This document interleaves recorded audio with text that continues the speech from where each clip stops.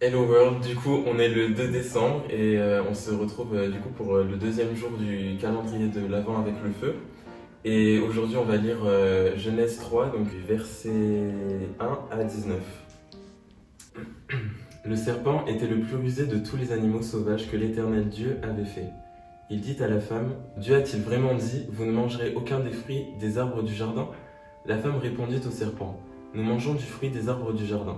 Cependant, en ce qui concerne le fruit de l'arbre qui est au milieu du jardin, Dieu a dit, vous ne mangerez pas et vous n'y toucherez pas, sinon vous mourrez. Le serpent dit alors à la femme, vous ne mourrez absolument pas, mais Dieu sait que le jour où vous mangerez, vos yeux s'ouvriront et vous serez comme Dieu, vous connaîtrez le bien et le mal. La femme vit que l'arbre était porteur de fruits bons à manger, agréables à regarder et précieux pour ouvrir l'intelligence.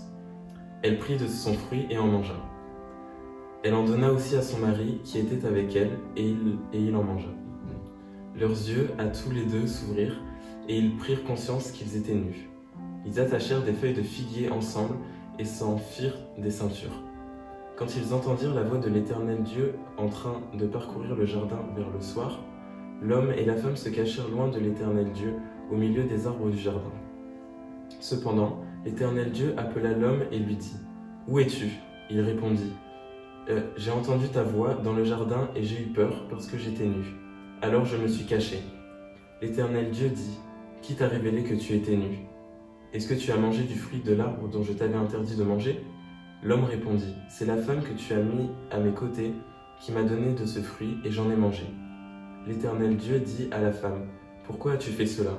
La femme répondit, « Le serpent m'a trompé et j'en ai mangé. » L'Éternel Dieu dit au serpent, « Puisque tu as fait cela, tu seras maudit parmi tout le bétail et tous les animaux sauvages.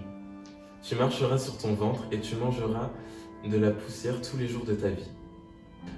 Je mettrai l'hostilité entre toi et la femme, entre ta descendance et sa descendance.